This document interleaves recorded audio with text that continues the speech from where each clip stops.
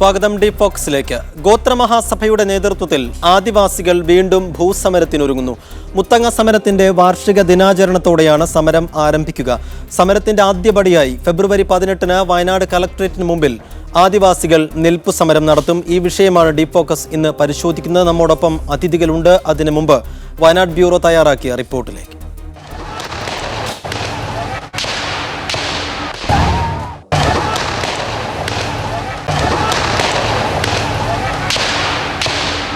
മുത്തങ്ങ സമരത്തിന് ശേഷം ആദിവാസികൾക്ക് ഭൂമി നൽകാനായി നിരവധി പ്രഖ്യാപനങ്ങളുണ്ടായി.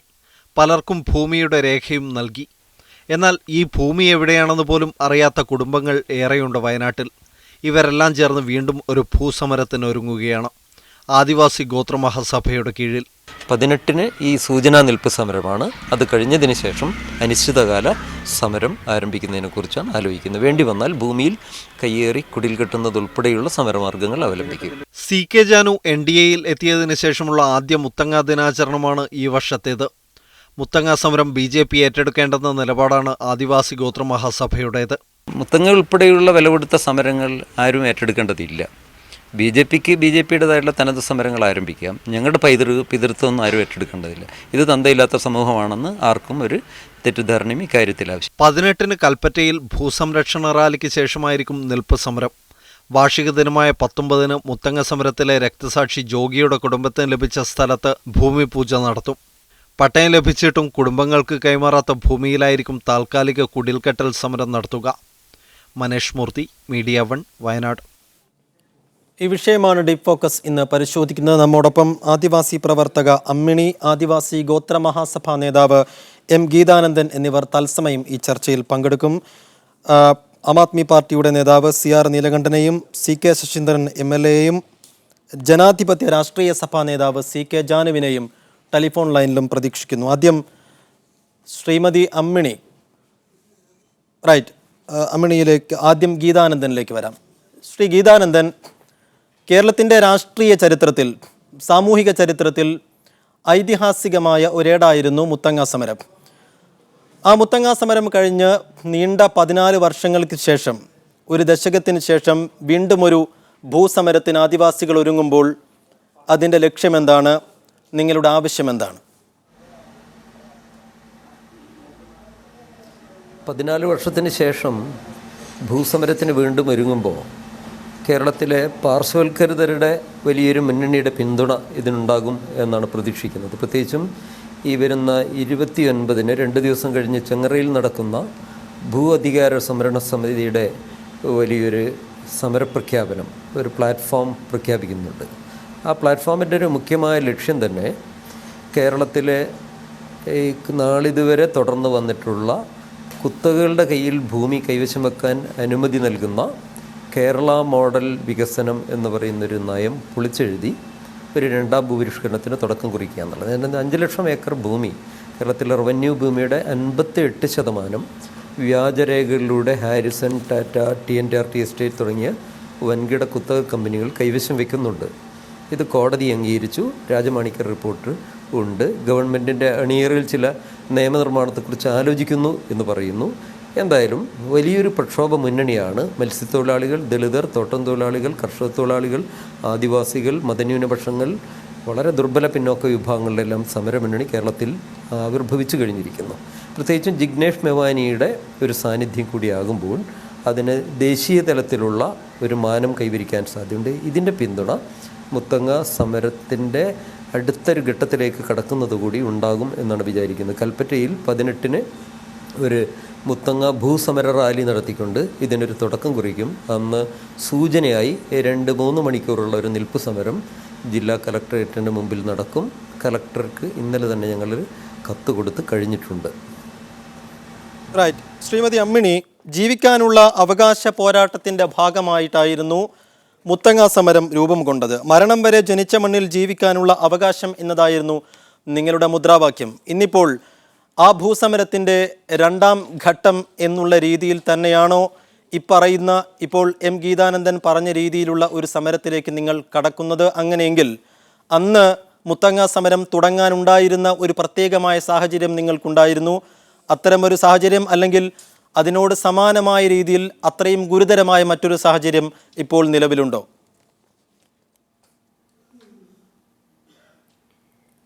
പ്രത്യേകിച്ച് ആദിവാസി സമൂഹങ്ങൾ ജീവിക്കാൻ വേണ്ടിയുള്ള, നിലനിൽപ്പിന് വേണ്ടിയുള്ള, അല്ലെങ്കിൽ അവരുടെ നഷ്ടപ്പെട്ട പരമ്പരാഗതമായിട്ടുള്ള അവകാശം, ഭൂമി തിരിച്ചെടുക്കുന്നതിന് വേണ്ടിയുള്ള ഒരു സമരം തന്നെയായിരുന്നു മുത്തങ്ങ സമരം. അത് കേരളത്തിൽ നമുക്കറിയാം, ഇന്ത്യ രാജ്യങ്ങൾ പോലും ശ്രദ്ധിക്കപ്പെട്ട, വളരെ പ്രാധാന്യം കൊടുത്തുകൊണ്ട് തന്നെയായിരുന്നു ആ സമരം നമ്മളെ കേരളത്തിൽ വയനാട് ജില്ലയിൽ തന്നെ മുത്തങ്ങയിൽ സമരം ആരംഭിച്ചത്. അതിനുശേഷം ആ സമരത്തെ ഒതുക്കി തീർക്കാൻ വേണ്ടി, അല്ലെങ്കിൽ ആ സമരത്തിന് നേതൃത്വം കൊടുക്കുന്ന ആ നേതൃത്വത്തെ ഇല്ലായ്മ ചെയ്യാൻ വേണ്ടി തന്നെ അന്നുണ്ടായിരുന്ന ആന്റണി സർക്കാർ ഇവിടെ ഉണ്ടാക്കിക്കൂട്ടിയ എല്ലാ പ്രശ്നങ്ങളും ആദിവാസികൾ, ഒട്ടനവധി ആളുകൾക്ക് നേരിടേണ്ടി വന്നു. അത് വളരെ ഒരു ഭീകരതമായ ഒരു അന്തരീക്ഷം തന്നെ വയനാട് ജില്ലയിൽ വിവിധ ആദിവാസി മേഖലയിൽ തന്നെ, ആദിവാസി ഊരുകൾ തന്നെ അത് കാണാൻ കഴിഞ്ഞിട്ടുണ്ട്. പക്ഷെ അത്തരത്തിലുള്ള ഒരു രീതിയിലുള്ള ഒരു സമരമായിരിക്കില്ല ഇനി നടക്കുന്ന സമരം. തീർച്ചയായിട്ടും ആദിവാസികൾ നടത്തുന്ന സമരത്തെ ഇത്തരത്തിലാക്കുകയാണെങ്കിൽ ഇവിടെ കേരളത്തിൽ ഒരുപാട് ഭൂമിയില്ലാത്ത ആദിവാസികൾ നമ്മളെ കൺമുമ്പിൽ തന്നെ ചേരി പ്രദേശങ്ങളും അതുപോലെ തന്നെ വനാന്തരങ്ങളിലും റോഡ് വക്കിലുമെല്ലാം പ്ലാസ്റ്റിക് സീറ്റ് മറച്ചു കെട്ടിയും തുണി മറച്ചു കെട്ടിയും എത്രയോ ആളുകൾ, എത്രയോ കുടുംബങ്ങളിൽ ഇങ്ങനെ കഷ്ടത അനുഭവിച്ച് ജീവിക്കുന്നുണ്ട്.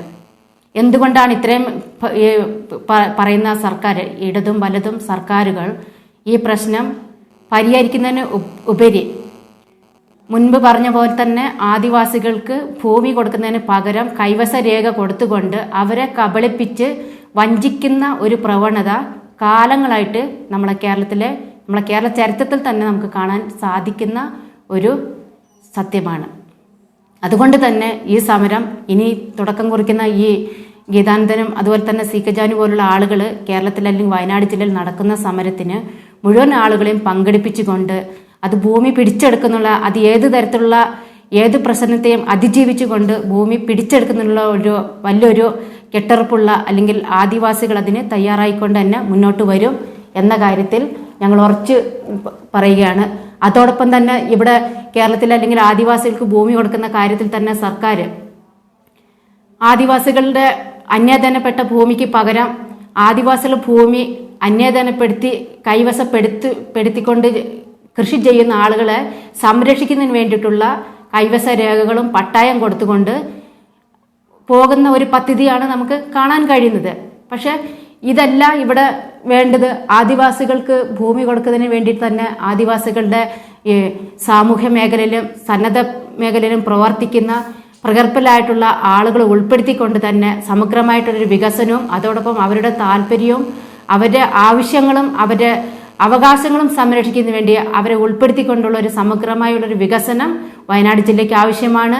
എന്നാൽ മാത്രമേ ആദിവാസികളുടെ വരേണ്ടതുണ്ട്. സി കെ ശശീന്ദ്രൻ MLA ഇപ്പോൾ ടെലിഫോൺ ലൈനിലുണ്ട്. Shri C K Saseendran MLA, ജീവിക്കാനുള്ള അവകാശത്തിന് വേണ്ടി ജീവൻ ബലി കൊടുത്തും പോരാടിയ ഒരു മഹത്തായ ഏടായിരുന്നു മുത്തങ്ങ സമരം എന്ന് തന്നെ നമുക്ക് വിളിക്കാം. ആ മുത്തങ്ങ സമരത്തിന് ശേഷം ഒരുപക്ഷെ അത് ആദിവാസികളുടെ നിലനിൽപ്പിന് വേണ്ടി മാത്രമല്ല, അതിനപ്പുറത്ത് ആദിവാസികളോടുള്ള രാഷ്ട്രീയപരവും സാമൂഹികപരവുമായ പൊതുജനങ്ങളുടെ മനോഭാവം മാറ്റുന്നതിന് വേണ്ടി കൂടിയായിരുന്നു. നീണ്ട 14 വർഷങ്ങൾക്ക് ശേഷവും എന്തിനായിരുന്നു അന്ന് ആദിവാസികൾ പോരാടിയിരുന്നത്? അത്തരമൊരു സാഹചര്യം വീണ്ടും ഇവിടെ ഉണ്ടായിരിക്കുന്നു. ഒരു രണ്ടാം ഭൂസമരം അനിവാര്യമായിരിക്കുന്നു എന്ന് ആദിവാസികൾ പറയുമ്പോൾ അങ്ങനെയൊന്നുണ്ടോ വയനാട്ടിൽ? താങ്കൾ ആദിവാസി ക്ഷേമ സമിതിയുടെ മുൻ അധ്യക്ഷൻ കൂടിയാണല്ലോ. ആദിവാസി ക്ഷേമ സമിതിയുടെ അധ്യക്ഷനല്ല, ഞാൻ CPM-ന്റെ പ്രവർത്തകനാണ്. ആദിവാസികളെ നല്ലപോലെ സഹായിച്ചിരുന്നു എന്ന കാര്യം ആദിവാസികളുടെ ഭൂമി നഷ്ടപ്പെടാനിടയായ ചരിത്ര പശ്ചാത്തലം വളരെ പ്രധാനപ്പെട്ടത്. 1941 രണ്ടാം ലോക മഹായുദ്ധത്തിന് ശേഷം വലിയ കുടിയേറ്റം ഉണ്ടാവുകയും ആദിവാസികൾക്ക് ഭൂമി നഷ്ടപ്പെടാനിടയാക്കിയ കാരണങ്ങളിൽ ഒന്ന്. മറ്റൊന്ന്, ബ്രിട്ടീഷുകാർ കാപ്പി തേയിലത്തോട്ടങ്ങൾ ആരംഭിച്ചതാണ്. അടുത്ത കാലത്ത് ബാണാസുര സാഗറും കാരാപ്പുഴ പദ്ധതികൾ ആരംഭിച്ചപ്പോഴും ആദിവാസികൾക്ക് ഭൂമി നഷ്ടപ്പെടാനിടയാക്കിയിട്ടുണ്ട്. അതിനെതിരെ ആദിവാസികൾ വമ്പിച്ച പ്രക്ഷോഭത്തിലായിരുന്നു. മുത്തങ്ങ സമരം ആരംഭിക്കുന്നതിന് ഒരു വർഷം മുമ്പാണ് ആദിവാസി ക്ഷേമ സമിതിയുടെ നേതൃത്വത്തിൽ സമരം ചെയ്ത് 1476 ആദിവാസികളെ കണ്ണൂർ സെൻട്രൽ ജയിലിൽ കൊണ്ടുപോയി അടച്ചത്. അതിൽ ശാന്ത എന്ന് പറയുന്ന ആദിവാസി കണ്ണൂർ സെൻട്രൽ ജയിലിൽ കടന്ന് പ്രസവിച്ചു, കുട്ടി മരിച്ചു, പിന്നീട് ശാന്തയും മരിച്ചു. പക്ഷേ പത്രക്കാരും നിങ്ങളൊക്കെ മുത്തങ്ങ സമരത്തെ മാത്രമേ കാണുന്നുള്ളൂ എന്ന കാര്യം ഒരു വശമുണ്ട്. സമരത്തിന്റെ പ്രാധാന്യമുണ്ട്, അതൊന്നും ഞങ്ങൾ തള്ളി പറയുന്നേയില്ല. VS അച്യുതാനന്ദൻ നേതൃത്വം കൊടുക്കുന്ന ആ സർക്കാർ 5000-ഓളം വരുന്ന ആദിവാസികൾക്ക് വനാവകാശ പ്രകാരം ഭൂമി കൊടുത്തിട്ടുണ്ട്. കഴിഞ്ഞ 5 വർഷക്കാലം അങ്ങനെ ഒരു നിലപാട് എടുക്കാൻ വേണ്ടി കഴിഞ്ഞതില്ല. ഈ ഗവൺമെന്റ് ഇപ്പോൾ ഭൂമി കൊടുക്കാൻ വേണ്ടിയുള്ള വലിയ പരിശ്രമത്തിലാണ്. ആ പരിശ്രമത്തിന് നേതൃത്വം കൊടുക്കാൻ വേണ്ടിയാണ് ഞങ്ങൾ പരിശ്രമിച്ചുകൊണ്ടിരിക്കുന്നത്. സമരം ചെയ്യാൻ ആർക്കും അവകാശമുണ്ട്. സമരം ചെയ്താൽ എല്ലാ ആദിവാസികളും ആ സമരക്കാരോടൊപ്പം പോകുന്നുള്ളൊരു വിശ്വാസമൊന്നും ഞങ്ങൾക്കില്ല. മാത്രമല്ല ഇന്നിപ്പോ എന്റെ കയ്യിൽ ഉത്തരവ് വന്നിട്ടുള്ളൂ. വയനാട്ടിൽ TTC പാസ്സായ മുഴുവൻ ആദിവാസിനെയും TTC B.Ed പാസ്സായ 247 അധ്യാപകരെ ഒറ്റയടിക്ക് നിയമിക്കുകയാണ്. ആദിവാസികൾക്ക് സമഗ്രമായ വികസനമാണ് ഞങ്ങൾ ആരംഭിക്കുന്നത്. 20ഓളം ആദിവാസികൾ ഞങ്ങൾ IAS പരീക്ഷ എഴുതിക്കുകയാണ്. ഞങ്ങളുടെ ലക്ഷ്യം വയനാടിന്റെ കളക്ടർ ആദിവാസി ആയിരിക്കണം എന്നുള്ളതാണ്. പരീക്ഷ എഴുതി അങ്ങനെ വയനാട്ടിലെ ആദിവാസികളെ സ്വയം പര്യാപ്തത്തിലെത്തിക്കുന്നതിന് വേണ്ടിയുള്ള വലിയ പദ്ധതിക്കാണ് ഈ ഗവൺമെന്റ് നേതൃത്വം കൊടുക്കുന്നത്. അതൊന്നും മനസ്സിലാക്കാതെ ഈ ഗവൺമെന്റുമായിട്ട് ഒരു ചർച്ചയ്ക്ക് പോലും ഒരു നിവേദനം പോലും കൊടുക്കാതെ നടത്തുന്ന സമരം ആദിവാസികൾക്ക് വേണ്ടിയുള്ള സമരമാണോ അതോ ഇതെല്ലാം പ്രഖ്യാപനങ്ങളിൽ മാത്രം ഒതുങ്ങുന്നു, അതുകൊണ്ടാണ് ഒരു സമരത്തിലേക്ക് കടക്കേണ്ടി വരുന്നത് എന്നാണ് ഗീതാനന്ദൻ പറയുന്നത്. നമുക്ക് ചർച്ചയുടെ 2ാം ഘട്ടത്തിലേക്ക് വരേണ്ടതുണ്ട്. ചെറിയ ഒരു ഇടവേളയ്ക്ക് ശേഷം അതിഥികൾ തുടരണം എന്ന് അഭ്യർത്ഥിക്കും. തിരികെ എത്താം ഡീപ് ഫോക്കസിലേക്ക്. ശ്രീ M. ഗീതാനന്ദൻ, അന്നത്തെ മുത്തങ്ങ സമരത്തിന് ശേഷം പലതവണ സർക്കാരുകൾ മാറി വന്നു. UDF സർക്കാരുകൾ തന്നെ 2 വട്ടം വന്നു. കേരളത്തിൽ ഭൂപരിഷ്കരണം നടത്തി വിപ്ലവം സൃഷ്ടിച്ച കമ്മ്യൂണിസ്റ്റ് പാർട്ടിയുടെ ഭരണം 2 തവണ വന്നു. അതിന് VS നേതൃത്വം നൽകി. ഇപ്പോൾ വീണ്ടും CPM ഭരിക്കുന്ന മന്ത്രിസഭ അധികാരത്തിലുള്ളപ്പോഴാണ് വീണ്ടും നിങ്ങൾ ഒരു സമരത്തിനിറങ്ങുന്നത്. ഇപ്പോൾ അല്പം മുമ്പ് CK ശശീന്ദ്രൻ പറഞ്ഞ ഒരു കാര്യം, ഒരുപാട് പദ്ധതികൾ നിങ്ങൾക്കായി മാറി വന്ന സർക്കാരുകൾ ഇപ്പോൾ CPM സർക്കാരും പ്രഖ്യാപിച്ചു കഴിഞ്ഞിരിക്കുന്നു. അതൊന്നും പരിഗണനക്കെടുക്കാതെ, ഞങ്ങളോടൊരു ചർച്ച പോലും ചെയ്യാതെ എന്തിനാണ് ഇങ്ങനെ ഒരു സമരത്തിലേക്ക് കടക്കുന്നത് എന്നാണ് അദ്ദേഹം ചോദിക്കുന്നത്. ഈ ഗവൺമെൻറ്റുമായിട്ടൊരു ചർച്ചയ്ക്ക് പോയിട്ടില്ല എന്നുള്ളത് ശരിയാണ്. എങ്കിലും അതിലേക്ക് പോകുന്നതിന് മുമ്പ് തന്നെ നിശ്ചയമായും ഗവൺമെൻറ്റിൻ്റെ വക്താക്കളെ കാണും. പ്രത്യേകിച്ചും സ്ഥലം MLA എന്നുള്ള നിലയിലും കൂടാതെ ആദിവാസി പ്രശ്നത്തിൽ കുറിച്ച് അറിയാവുന്ന ഒരു MLA എന്നുള്ള നില, ഇടപെട്ടുകൊണ്ടിരിക്കുന്ന ഒരാളെന്നുള്ള നിലയിലും ശശീന്ദ്രൻ ചേട്ടൻ നിശ്ചയമായിട്ട് ഞങ്ങൾ കാണും. ഈ കാര്യം എന്തൊക്കെയാണ് ഉദ്ദേശിക്കുന്നത് എന്നുള്ള കാര്യത്തിൽ ബോധ്യപ്പെടുത്താൻ ശ്രമിക്കും. പിന്നെ ഇടത് വലത് ഗവൺമെൻറ്റുകൾ വർഷങ്ങളായി മാറി മാറി വരുന്നുണ്ടെങ്കിലും അവകാശവാദങ്ങൾ അല്ലാതെ യഥാർത്ഥത്തിൽ ഈ സമൂഹം ഉന്നയിക്കുന്ന പ്രശ്നങ്ങളോട് ഒരു തുറന്ന മനസ്സോടുകൂടി സമീപിക്കുകയും ഗവൺമെൻറ്റിൻ്റെ നയരൂപീകരണ മണ്ഡലത്തിൽ എന്തു മാറ്റം വരുത്തി എന്നുള്ളതാണ് കാതലായ പ്രശ്നം. നമ്മളിപ്പം പ്രക്ഷോഭരംഗത്തേക്ക് വരുന്നത് ഈ വിഭാഗത്തെ, ഈ വർഗങ്ങളെ, ഈ വംശങ്ങളെയും തന്നെ യഥാർത്ഥത്തിൽ പ്രതിനിധീകരിച്ച് അവർക്ക് ഭരണത്തിൽ ആളില്ല എന്നതുകൊണ്ടാണ്. അല്ലാതെ പ്രക്ഷോഭം ചെയ്തേ മതിയാകുന്നു എന്ന് ഇതിനായിട്ട് ഇറങ്ങിത്തിരിക്കുന്നത് കൊണ്ടല്ല. ഇവരുടെ ശബ്ദം കേൾപ്പിക്കാൻ സമരം മാത്രമേ മാർഗമുള്ളൂ എന്നുള്ള ഈ ജനാധിപത്യത്തിലൊരു രീതിയാണത്. ആ രീതിശാസ്ത്രം അനുസരിച്ചാണ് പ്രക്ഷോഭം വീണ്ടും വീണ്ടും നടത്താൻ നിർബന്ധിതമാകുന്നത്. പക്ഷേ പ്രക്ഷോഭം നടത്തി എത്രയെത്രയോ ചർച്ചകളും പാക്കേജുകളും ഈ മാറി മാറി വരുന്ന ഗവൺമെൻറ്റുകളുമായി ഉണ്ടാക്കിയിട്ടുണ്ട്. പക്ഷേ വാക്ക് പാലിക്കാൻ എന്താണ് ഈ ഗവൺമെൻറ്റുകൾ ചെയ്യുന്നത്? നമുക്കറിയാം, 2002 ആദിവാസികൾ കുടിൽകെട്ടി സമരം നടത്തുന്നതിന് മുമ്പ് LDF ഗവൺമെൻറ് കാലത്തായിരുന്നു അന്യാധീനപ്പെട്ട ആദിവാസി ഭൂമി തിരിച്ചെടുക്കാൻ വേണ്ടിയുണ്ടായിരുന്ന നിയമം ദുർബലപ്പെടുത്തുകയും പകരം ഭൂമി എന്ന് പറയുന്നൊരു സൈദ്ധാന്തികവൽക്കരണം നടത്തി 79 ഒരു നിയമം നടപ്പാക്കുന്നത്. എത്ര പ്രാവശ്യം LDF ഗവൺമെൻറ് അതിന് ശേഷം വന്നു. ആ പകരം ഭൂമിയെങ്കിലും കൊടുക്കാനുള്ള നടപടി ഈ ഇടതുപക്ഷ ഗവൺമെൻറ്റുകൾ മാറി വന്നവരുടെ കമ്മിറ്റ്മെന്റ്. തിരികെ എത്താം. ഇപ്പോൾ ജനാധിപത്യ രാഷ്ട്രീയ സഭാ നേതാവ് CK ജാനു ടെലിഫോൺ ലൈനിലുണ്ട്. ശ്രീമതി CK ജാനു, ആദിവാസി ഗോത്ര മഹാസഭ ഒരു പുതിയ ഭൂസമരത്തിലേക്ക് കടക്കുകയാണ്. 2ാം ഭൂസമരം എന്നാണ് M. ഗീതാനന്ദൻ പോലും അതിനെ വിളിക്കുന്നത്. താങ്കൾ അറിഞ്ഞോ അങ്ങനെ ഒരു സമരത്തെക്കുറിച്ച്? ഇല്ല, ഗോത്ര മഹാസഭ അങ്ങനെ ഒരു തീരുമാനം എടുത്തിട്ടില്ല. ഗോത്ര മഹാസഭ ഈ ഫെബ്രുവരി 19 പരിപാടിയുടെ അന്ന് അങ്ങനെ ഒരു സമരത്തെ കുറിച്ചുള്ള ഒരു പ്രഖ്യാപനം നടത്താം എന്നുള്ള നിലപാടിലാണുള്ളത്. ഗോത്ര മഹാസഭ ഇതുവരെ അങ്ങനെ ഒരു തീരുമാനം എടുത്തിട്ടില്ല. അപ്പോൾ ഗീതാനന്ദൻ പറയുന്നത് ഗോത്ര മഹാസഭയുടെ തീരുമാനമല്ലേ? ഗീതാനന്ദൻ ഇപ്പൊ ഗോത്ര മഹാസഭയുടെ പ്രസിഡന്റായിട്ട് ഗോത്ര മഹാസഭയുടെ കാര്യങ്ങളും അതിന്റെ കമ്മിറ്റിയും കാര്യങ്ങളും ഒക്കെ നടത്തുന്നത് നമ്മളാണ്. പക്ഷെ നമ്മളിതുവരെ അങ്ങനെ ഒരു തീരുമാനം എടുത്തിട്ടില്ല. ഇപ്പോൾ ഇങ്ങനെ ഒരു സമരത്തിലേക്ക് ആദിവാസികൾ ഇറങ്ങേണ്ട സാഹചര്യമുണ്ടോ അവിടെ? അല്ല, സമരമൊക്കെ പൊതുവെ ചെയ്യേണ്ട സാഹചര്യമൊക്കെ ഉണ്ട്. ഇപ്പൊ ഈ ആദിവാസികളുടെ ഇടയിൽ പ്രശ്നങ്ങൾ പരിഹരിക്കണമെങ്കിൽ സമരം തന്നെയാണ് മാർഗം. ആ കാര്യത്തിൽ സംശയമില്ല. പക്ഷെ ഇപ്പൊ ഗോത്ര മഹാസഭ അങ്ങനെ ഒരു തീരുമാനം എടുത്തിട്ടില്ല. ശ്രീ ഗീതാനന്ദൻ കേൾക്കുന്നുണ്ട്. ശ്രീ ഗീതാനന്ദൻ, ആദിവാസി ഗോത്ര മഹാസഭ അങ്ങനെ ഒരു തീരുമാനം എടുത്തിട്ടില്ല എന്നാണ് CK ജാനു പറയുന്നത്. അതെ, ആദിവാസി ഗോത്രമഹാസഭ ഞാൻ മാത്രമാണ് എന്നൊരു തെറ്റിദ്ധാരണ CK ജാനുവിനുണ്ട്.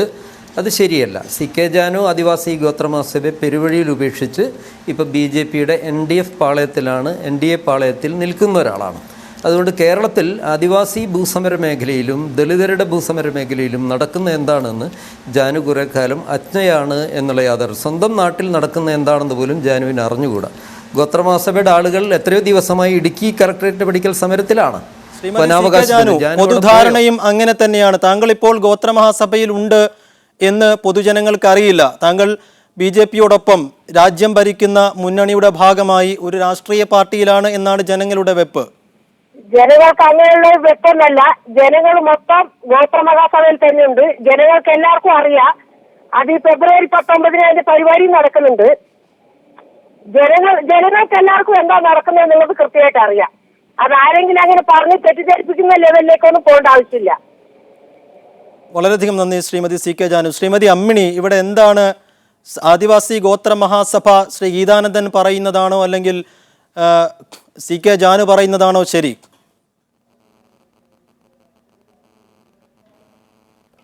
ഇതിൽ പ്രത്യേകിച്ച്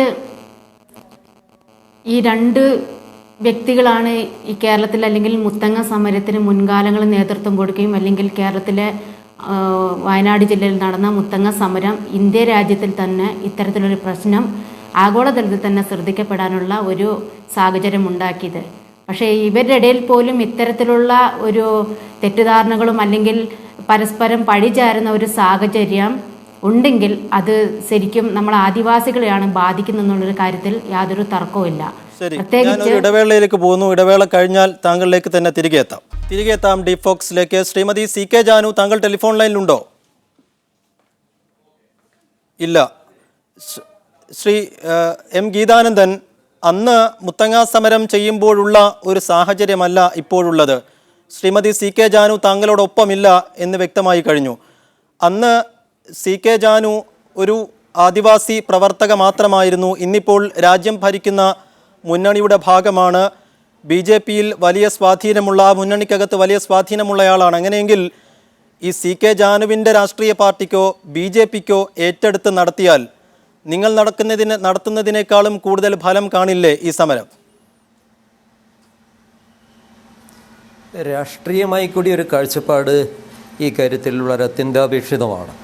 ചുമ്മാ ആർക്കും ഏറ്റെടുക്കാൻ കഴിയുന്ന ഒന്നുമല്ല ഭൂസമരം. അങ്ങനെ പെരുവഴിയിൽ കിടക്കുന്ന സമരങ്ങളല്ല ചെങ്ങർ മുതൽ അരിപ്പ് വരെ മുത്തങ്ങയിലൊക്കെ നടത്തിയ സമരം. അങ്ങനെ BJP നേതൃത്വത്തിന് വലിയ വ്യാമോഹമുണ്ടെങ്കിൽ അത് ഭരണത്ത് വെക്കേണ്ടതാണ് അവർ. കാരണം കേരളത്തിലെ ദളിത് ആദിവാസി വിഭാഗങ്ങൾ ഉന്നയിക്കുന്നത് ജാതി വ്യവസ്ഥയുടെ ഭാഗമായി ഇവിടെ ഉണ്ടാക്കിയിരിക്കുന്ന 1.5 ലക്ഷത്തോളം ജാതി കോളനികൾ നിർമൂലനം ചെയ്യണമെന്നുള്ളതാണ്. ഏതാണ്ട് 50,000-ഓളം കോളനികൾ സൃഷ്ടിച്ചതിൻ്റെ ഉത്തരവാദിയാര്? ഇവിടുത്തെ ഇടതുപക്ഷ വലതുപക്ഷ മുന്നണികൾ മാത്രമല്ല, ജാതി വ്യവസ്ഥ അന്നും തൊട്ട് താലോലിച്ചുകൊണ്ട് ഇന്ത്യയിലെമ്പാടും ഹൈന്ദവ ഫാസിസം വളർത്തിക്കൊണ്ടിരിക്കുന്ന BJP അതിനൊന്നാം പ്രതിയാണ്. ഈ ജാതി കോളനികൾ അവസാനിപ്പിക്കുക എന്ന സമഗ്രമായൊരു മുദ്രാവാക്യമാണ് അടുത്ത കാലത്ത് ജിഗ്നേഷ് മെവാനിയുടെ മൂവ്മെൻറ്റിന് ശേഷം കേരളത്തിൽ ഉയർന്നു വന്നിരിക്കുന്നത്. അതുകൊണ്ട് കേരള മോഡൽ പൊളിച്ചെഴുതി, കേരള മോഡൽ എന്ന് പറഞ്ഞ് ഞാൻ ആദ്യം സൂചിപ്പിച്ചതുപോലെ ലക്ഷക്കണക്കിന് ഏക്കർ ഭൂമി കോർപ്പറേറ്റുകൾ കൈവശം വെക്കാനും ലക്ഷക്കണക്കിന് ഭൂരഹിതരെ കോളനികളിലെ ജാതി കോളനികൾ തളച്ചിടുകയും ചെയ്യുന്നതാണ് കേരള മോഡൽ. ലളിതമായി പറഞ്ഞാൽ വ്യക്തമാണ്. താങ്കൾ നേരത്തെ സൂചിപ്പിക്കുകയും ചെയ്തു. ഞാൻ സമയപരിമിതി മൂലം ഒന്നിടപെടുന്നു, ക്ഷമിക്കണം. അവസാനമായി ശ്രീ അമ്മിണി, ഇവിടെ അന്ന് നിങ്ങൾ ഒറ്റക്കെട്ടായിരുന്നു. ഇന്നിപ്പോൾ രാഷ്ട്രീയപരമായ ഭിന്നത ഇതിനകത്ത് ഉണ്ടായിരിക്കുന്നു എന്നിപ്പോൾ രണ്ട് നേതാക്കളുടെയും സംസാരത്തിൽ വ്യക്തമാണ്. അങ്ങനെ വരുമ്പോൾ ലക്ഷ്യത്തിലേക്ക് എത്രമാത്രം എത്തും എന്നുള്ള സംശയം ഇപ്പുറത്തുണ്ടാവുന്നു. എനിക്ക് അക്കാര്യത്തിൽ വളരെയധികം ആശങ്കയുണ്ട്. കാരണം മുത്തങ്ങ സമരത്തിന് നേതൃത്വം കൊടുത്ത ഈ രണ്ട് വ്യക്തികളും പരസ്പരം വിരുദ്ധമായി സംസാരിക്കുകയും അതുപോലുള്ള നിലപാടുകൾ ഒരിക്കലും ഈ ആദിവാസി സമൂഹത്തെ രക്ഷപ്പെടുത്താൻ സാധിക്കില്ല എന്ന കാര്യത്തിൽ യാതൊരു തർക്കവുമില്ല. പ്രത്യേകിച്ച് ഇവിടെ ഈ CK ജാനു വിചാരിക്കുന്നു ഞാൻ മാത്രമാണ് ഇവിടെ നേതാവ്, അല്ലെങ്കിൽ ഗീതാനന്ദൻ മാത്രമാണ് ഇവിടെ ഗോത്രമഹാസഭയുടെ പ്രവർത്തകയെന്ന്. ഈ രണ്ട് വ്യക്തികളോടും അല്ലെങ്കിൽ എനിക്ക് പ്രത്യേകം മതിപ്പോ അല്ലെങ്കിൽ പ്രത്യേകം വിദ്വേഷമോ എനിക്കില്ല. എനിക്ക് പറയാനുള്ളത് നമ്മുടെ ആദിവാസി സമൂഹത്തിന് വേണ്ടിയിട്ട് ഒരുപാട് നേതൃത്വം വയനാട് ജില്ലയിൽ അല്ലെങ്കിൽ കേരളത്തിലൊക്കെ ഉണ്ട്. പക്ഷേ ഇതെല്ലാം കണ്ടില്ലെന്ന് നടിക്കുകയും അതോടൊപ്പം തന്നെ ഒരു ഭൂസമരം അല്ലെങ്കിൽ ഒരു ഭൂമി പ്രശ്നം മാത്രമാണ് വയനാട് ജില്ലയിലുള്ളത് അല്ലെങ്കിൽ കേരളത്തിലുള്ളതെന്ന് ചിന്തിക്കുന്ന ഒരു വ്യക്തിയാണ് CK ജാനു ചേച്ചി. പ്രത്യേകിച്ച് ഇവിടെ ആരെയും അംഗീകരിക്കാനോ അല്ലെങ്കിൽ അവരുടെ ചില താല്പര്യങ്ങൾ മാത്രം. തീർച്ചയായും സമയപരിമിതി മൂലമാണ് ഇടപെടേണ്ടി വരുന്നത്. സമരത്തിന്റെ ആവശ്യമുണ്ട് എന്ന് ഇരു നേതാക്കളും പറയുന്നുണ്ട്. അങ്ങനെ വരുമ്പോൾ ആശയപരമായ രാഷ്ട്രീയപരമായ ഭിന്നത മറന്നുകൊണ്ട് ലക്ഷ്യത്തിലേക്ക് എത്തിയാൽ മാത്രമേ നിങ്ങളുടെ ആവശ്യങ്ങൾ പരിഗണിക്കപ്പെടുകയുള്ളൂ എന്ന് വ്യക്തമാണ്. വളരെയധികം നന്ദി ശ്രീ ഗീതാനന്ദൻ, ശ്രീമതി അമ്മിണി, ശ്രീ CK ശശീന്ദ്രൻ, ശ്രീമതി CK ജാനു ഈ ചർച്ചയിൽ പങ്കെടുത്തതിന്, പ്രതികരിച്ചതിന്. ഡീപ് ഫോക്കസ് ഇതേ സമയം നാളെയും ഉണ്ടാവും. നമസ്കാരം.